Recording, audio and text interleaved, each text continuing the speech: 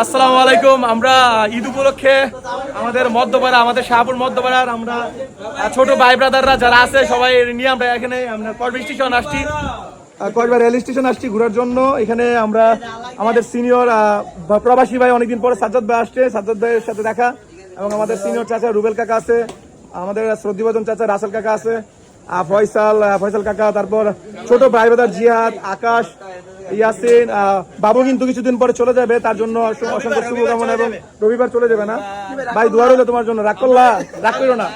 জিহাদ আছে, সিফাত আছে, তারপরে এখানে মাশরাফি, তারপরে সিয়াম, তারপর শাহেদ, আমাদের সেনাবাহিনীর ডিফেন্সের রিফাত, আমরা সবাই চলে আসছি আমাদের কসবা রেল স্টেশনে, সবাই কিন্তু মজা করতে।